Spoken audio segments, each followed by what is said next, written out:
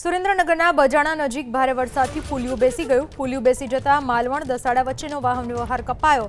માલવણ દસાડાને જોડતા state highway ઉપર વાહન વ્યવહાર ठप। मार्ग અને મકાન વિભાગની યુદ્ધના ધોરણે સમારકામની કામગીરી। વહેલી તકે વાહન વ્યવહાર શરૂ કરવા માટે માર્ગ મકાન વિભાગની કવાયત। સુરેન્દ્રનગર જિલ્લાની અંદર જે રીતે વરસાદનું આગમન થયું તેને લઈને અનેક રસ્તાઓ બંધ થયા છે। જે રીતે હું આપણે આ દ્રશ્યો બતાવવા જઈ રહ્યો છું, ખાસ કરીને પાટણ, મહેસાણા અને સુરેન્દ્રનગર જિલ્લાને જોડતો આ મુખ્ય રસ્તો છે। પાટણી બજાણા હાઈવે છે ને આ હાઈવે ઉપર જે રણ વિસ્તારના કાંઠા વિસ્તારના ગામો છે ત્યાંનું મોટા ભાગે પાણી અહીંયાથી પસાર થાય છે। આપને હું દ્રશ્યો બતાવીશ કે અહીંયા ચારો તરફ આપણે પાણી જોવા મળશે। આપ દ્રશ્યો જોઈ શકો કે જ્યાં પણ આપણી નજર પહોંચશે ત્યાં પાણી જોવા મળશે। જે રીતે અહીંયા જે બ્રિજ છે તે ક્યાંક ને ક્યાંક તેના ઉપર પણ ટ્રાફિક જોવા મળી રહ્યું છે, કારણ કે હાલમાં આ રસ્તો બંધ કરવામાં આવ્યો છે। જે નીચેનો રસ્તો હતો તે ક્યાંક ને ક્યાંક પુલિયું તૂટી ગયું છે। આરએનબી ના અધિકારીઓ યુદ્ધના ધોરણે પહોંચ્યા ને અહીંયા હાલ રસ્તાનું કામકાજ કરી રહ્યા છે, કારણ કે જે રીતે અહીંયા લાંબુ ટ્રાફિક પણ જોવા મળી રહ્યું છે। આપને સામે દ્રશ્યો બતાવીશ કે જે વાહનો આવતા હતા તેને બંધ કરવામાં આવ્યું છે, તેના આપ દ્રશ્યો જોઈ શકો છો।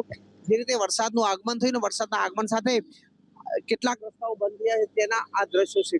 જે રીતે પરિસ્થિતિ ઊભી થઈ છે તેને આપ સમજી શકો છો કયા પ્રકારે આ પરિસ્થિતિ છે। વડીલ, આ રસ્તો કયો છે ને કેટલા સમયથી બંધ હતો ને શું પરિસ્થિતિ છે?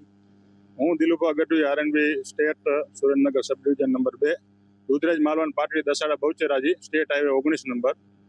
ગત વીકમાં જ્યારે અતિ વરસાદ પડ્યો માંડલ ને વિરમગામ, તેના લીધે ઓવરટોપિંગ થયું હતું અને આપણે જોઈ શકો છો કે જમણી બાજુનો આખો એપ્રોચ છે ને ધોવાઈ ગયો હતો 23 ને, અને અમે તાત્કાલિક યુદ્ધના ધોરણે 2 દિવસ કન્ટિન્યુ વર્ક કરી અને આખો એપ્રોચ રિપેર કરીને ટ્રાફિક ચાલુ કર્યો હતો।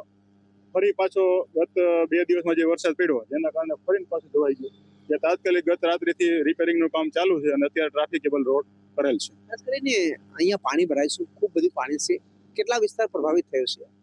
આ આખું રણકાંઠાનું નાનું રણ આપણું કહેવાય ને એમાં આ બધું પાણી જાય છે, અને ઉપરવાસમાં અમદાવાદથી આ બાજુનો જે એરિયો છે જે કે માંડલ છે, વિરમગામ છે, દેત્રોજી, બધું જ પાણી અહીંયા આવે છે અને અહીંથી નાના રણમાં જાય છે। એના કારણે પાટડીના મોટા ભાગનો ઘણો બધો વિસ્તાર ડિસ્ટર્બ થયો હતો અને ઘણા બધા રોડ આપણે ડૂબમાં ગયા હતા। કેટલું ટ્રાફિક રહેશે આ રોડ? આ રોડ આપણે 4 લેન બનાવીએ છીએ એટલે બહુ મોટો ટ્રાફિક છે, કારણ કે ઉત્તર ગુજરાતને જોડતો મેઇન રોડ છે। તો ફરી એકવાર બતાવીશ કે જે આ મુખ્ય રોડ છે ક્યાંક ને ક્યાંક પ્રભાવિત થયો છે। ખાસ કરીને અહીંયાથી કચ્છનું નાનું રણ જોડાયેલું છે ને ત્યાં આ જ રીતે